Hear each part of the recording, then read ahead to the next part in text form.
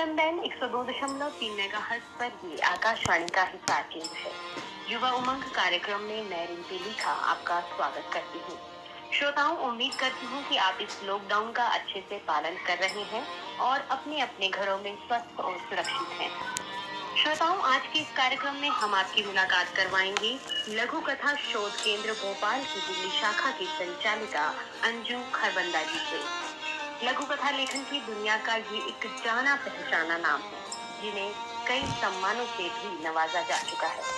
तो श्रोताओं, आप समझ ही गए होंगे इस इंट्रोडक्शन को सुनकर कि आज हम क्या सुनने वाले हैं।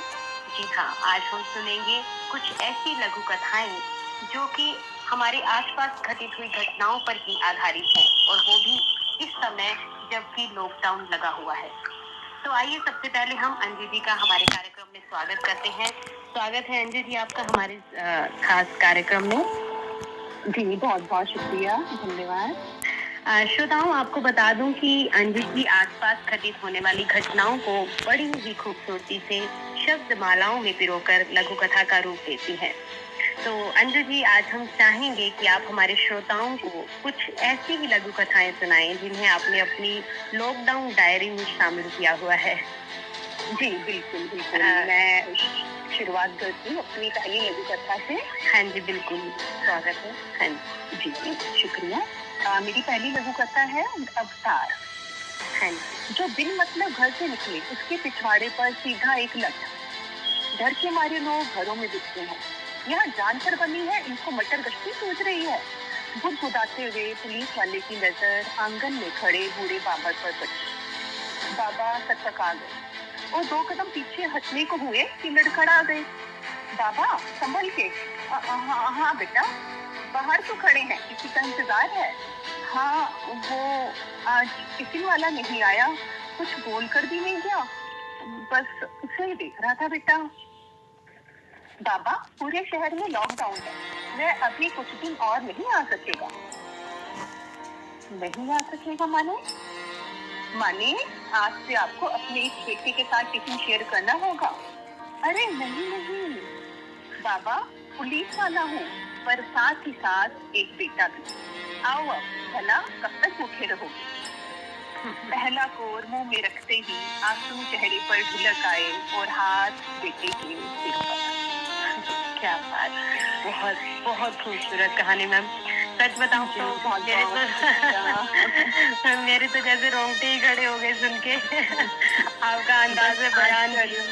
उनकी शुक्रिया, बहुत बहुत। आजकल देख रहे हैं हम पुलिस वालों को, वो कितनी हम लोगों की सेवा कर रहे हैं। इतना होने के बावजूद भी जब उनके साथ बुरा व्यवहार होता है तो दिल सच में बहुत ज्यादा दुखता है।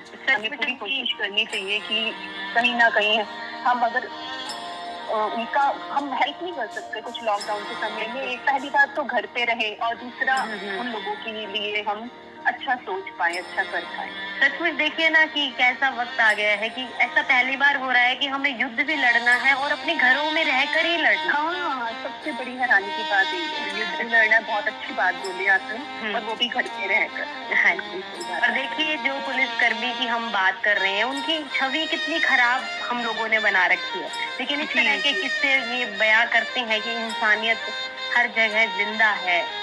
बिल्कुल। वो पहले एक इंसान है, लेकिन वही है कि पब्लिक की वजह से कई बार उनको चीखना चिल्लाना या मार पिटाई करनी पड़ती है। वो हम सब कहीं ना कहीं हमारा भी फॉल्ट है कि हम लोग भी तो अपना कंट्रोल नहीं करते खुद से, तो वो बेचारे भी क्या करें, उनको मारना ही पड़ता है, सीखना ही पड़ता है। बिल्कुल सही। तो अंजू जी, मैं जैसा कि मैंने हमारे श्रोताओं को बताया भी था कि आपको कुछ अवार्ड भी मिल चुके हैं, तो मैं चाहूंगी कि आप हमारे श्रोताओं को उसके बारे में भी कुछ बताएं। जी, शुक्रिया। मैं कविताएं लिखती हूँ और लघु कथाएं लिखती हूँ। तो कविताओं के लिए मुझे इंद्रप्रस्थ काव्य गौरव सम्मान युवा उत्कर्ष साहित्यिक मंच से मिला, और इसके अलावा पर्पल पेन से शब्द शिल्पी सम्मान मिला। अच्छा। और लघु कथाओं के लिए लघु कथा शोध केंद्र भोपाल से लघु कथा विधा सृजन के लिए मिला, और श्रेष्ठ युवा कहानीकार सम्मान माँ हंस वाहिनी साहित्यिक मंच से मिला। बस ये सम्मान थोड़ा सा हमारा संबल बन जाते हैं हिम्मत बढ़ जाती है लिखने की और कुछ नहीं। नहीं, देखिए पहचान भी मिलनी चाहिए जब कोई अच्छा काम कर रहा है। और जैसा कि अब आपकी पहली कहानी को सुनकर ही मुझे लगा कि आपने सच को आईना आप दिखा रही हैं। जी, जी, कोशिश होती है आस-पास जो देख रहे हैं उसे कोई शब्दों में ढालें। ये बहुत खूबसूरत कहानी। तो अब हमारे श्रोता आपकी दूसरी कहानी सुनने का इंतजार कर रहे हैं। हम चाहेंगे कि आप एक और कहानी हमारे साथ साझा करें। दूसरी भी बाय चांस पुलिस पर ही है, लेकिन इसका थोड़ा-सा अलग आपको दिखाई देगा रूप। इस कहानी का, इस लघु कथा का शीर्षक है परिमल। हाँ जी, बिल्कुल। सुनो, घर कब आओगे? कह नहीं सकता कब तक ये ड्यूटी चलेगी। तुम अपना और बच्चों का ख्याल रखना। तुमने कुछ खाया? हाँ, खा लूंगा, हो जाएगा। तुम मेरी फिक्र ना करो। अच्छा, फोन रखता हूँ। फोन रखकर कर्मवीर मुड़ा ही था कि दो लड़कों को घर से निकलते देख नट दिखाते हुए बोला, ओए, अभी समझाया था ना, तुम फिर बाहर आ गए। हाँ जी अंकल जी, पर इस बार घूमने नहीं, आपको ये देने। एक ने थोड़ी हिम्मत दिखाते हुए कहा। मुझे? क्या है ये? खाना। मम्मी कह रही है बाहर अंकल कब से भूखे प्यासे हमारी सुरक्षा में लगे हैं, जाओ उन्हें खाना देकर आओ। अंकल, मैंने तो मना भी किया था लत पड़ेगी, पर वो मानी ही नहीं। कर्मवीर ने थाली से कपड़ा हटाया। 4 रोटी, दाल और प्याज। उसका गला रूंध आया और पेट की गुड़गुड़ की आवाज आंखों से आंसू बन आविरल बह निकली। सामने बगीचे में खिले फूलों की सुगंध दूर तक फैल गई और पेड़ पर बैठी उदास गोरैया खुशी से फुदकने लगी। क्या बात है, एक बार फिर आपने तो कमाल ही कर दिया। निशब्द कर दिया आपने। नहीं, सच में उन पुलिस वालों के बारे में जो हम गलत सोचते हैं, बहुत जरूरी है हम अपनी धारणा को बदलें। वो हमारी इतनी सेवा कर रहे हैं, वो डॉक्टर्स हो या पुलिस हो, बहुत जरूरी है कि कम से कम इस बात को हम समझें। वो अपने घर नहीं जा रहे, वो अपने बच्चों से, अपनी फैमिली से नहीं मिल पा रहे। बिल्कुल। तो हम कम से कम उनके लिए कुछ अच्छा तो सोच ही सकते हैं। हाँ, उनको कम से कम हम सहयोग तो कर ही सकते हैं। बिल्कुल, ऐसे बहुत से उदाहरण, हाँ जी, ऐसे बहुत से उदाहरण समाचारों में भी देखने को मिल रहे हैं लगातार कि कुछ लोग चाय पिला रहे हैं, कुछ लोग उन्हें स्नैक्स भी खिला रहे हैं टाइम टू टाइम। बिल्कुल, कई जगहों पर हाँ जी इस तरह के उदाहरण देखने सुनने को मिल रहे हैं। मैं चाहूंगी कि हमारे श्रोताओं को भी कभी भी कहीं पर भी ऐसे समय में, ऐसे कष्ट के समय में मौका मिले तो वो जरूर किसी की सेवा अगर कर सके तो वो जरूर करें। बिल्कुल, और अपना नजरिया भी बदले। हाँ जी, बिल्कुल। तो चलिए अंजलि, कार्यक्रम को हम आगे बढ़ाते हैं। आप अपनी अगली कहानी हमारे श्रोताओं को सुनाइए प्लीज। अगली मेरी लघु कथा है गिरगिट। ये अभी पुलिस से सुनाई, अभी डॉक्टर से सुना रही हूँ। स्वागत है आपका। अच्छा, आप एम्स में डॉक्टर हो? हमारे अहोभाग्य, आप हमारे यहाँ किराए पर रहोगे। खुश होते हुए मकान मालिक ने कहा। और कुछ दिन बाद जब कोरोना फैल गया, सुना रोज कोरोना मरीजों का चेकअप करते हो, खुद तो संक्रमण से मरोगे, हमें भी मारोगे, आज ही हमारा घर खाली करो। मकान मालिक ने गिरगिट की तरह रंग बदलते हुए कहा। और ये सच्चाई है, ऐसा देखा, सुना, पढ़ा तो बड़ा दुख हुआ कि जो डॉक्टर हमारे लिए भगवान का रूप है, आज वो हमारे लिए अपनी जान हथेली पर रख के हमारी सेवा कर रहे हैं और हम उनके साथ ऐसा व्यवहार कर रहे हैं, दुर्व्यवहार कर रहे हैं, इतना बुरा, तो ये बहुत गलत बात है। तो हमें जरूर इस बारे में सोचना चाहिए। ये तो आपने मतलब जैसे कितनी परतों को खोल दिया मैम। आप कितनी गहराई से इस समाज को देख रही हैं और साथ साथ उसे शब्दों में पिरो रही हैं और एक संदेशपरक रूप से आप अपनी लघु कथाओं को लोगों के सामने रख रही हैं। ये मेरा सौभाग्य है कि आज मैं इस चैन का हिस्सा बनी हूँ। बहुत अच्छा लगा। वाकई ही ये समय ऐसा है कि बिना साथ दिए तो हम ये लड़ाई बिल्कुल भी नहीं जीत सकते। हाँ, नहीं, बिल्कुल। अगर मैं तो फिर से हमारे श्रोताओं को यही कहना चाहूंगी कि अगर आप इस समय में किसी की मदद कर सकते हैं तो आप भी किसी भगवान से कम नहीं हैं उनके लिए।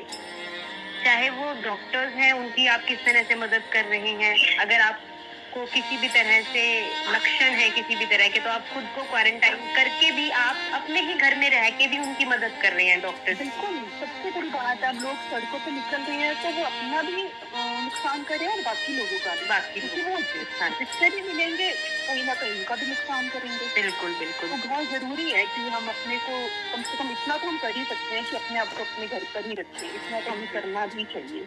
बिल्कुल, बिल्कुल ठीक बात कही। चलिए मैम, हमारी समय सीमा है जो वो खत्म होने को है। मैं चाहूँगी कि एक और कहानी हमारे श्रोता आपसे सुने, क्योंकि मुझे तो बड़ा आनंद आ रहा है। तो मैं उम्मीद कर रही हूँ मेरे श्रोताओं को भी बहुत आनंद आ रहा होगा। तो एक कहानी और आपकी तरफ से हो जाए, लघु कथा, उसके बाद फिर हम कार्यक्रम का समापन करें। अभी हमने पुलिस और डॉक्टर की बात की, अभी मैं आपको एक रिक्शा वाले की बात बताना चाहती हूँ। मैंने अपनी बालकनी से इसको देखा था। मेरी अगली लघु कथा का शीर्षक है रोजी रोटी। बालकनी में खड़े खड़े देखा, वो खाली रिक्शा लिए यूं ही सड़क के चक्कर लगा रहा है। पूरा शहर लॉकडाउन है और ये ना कोरोना का डर ना पुलिस का। मैंने आवाज लगाई, ओ भैया घर जाओ। आंखें उठाकर इसने मेरी दृष्टि से मेरी ओर देखा तो रूंधे गले से बोला, शायद कोई सवारी मिल जाए। इस बंद में कहाँ सवारी मिलेगी तुम्हें, घर को जाओ, घर वाले भी बाट देखते होंगे तुम्हारी। हाँ बहन जी, वह भी बाट देख रहे हैं, कब 2 पैसे कमा कर जाऊं और उनके पेट की अगली बुझूं। क्या बात है। और क्या कहें, इस बात पर तो ताली भी नहीं बजा जा सकती। कई बार कलाकार मतलब इतना बंध जाता है कि वो समझ नहीं पाता कि जो मैंने किया है, जो मैंने काम किया है, तो मुझे शाबाशी मिले या मैं उससे दुख मनाऊं, या मतलब क्या किया जाए। कई बार ऐसी परिस्थितियां आ जाती हैं मीडिया कर्मियों के सामने भी कि हालात विपरीत हैं, लेकिन उस विपरीत परिस्थितियों में भी हम लोग ये सोच रहे हैं कि हम काम तो अच्छा कर रहे हैं। जी, बड़ा ही कई बार निशब्द हो ही जाता है इंसान।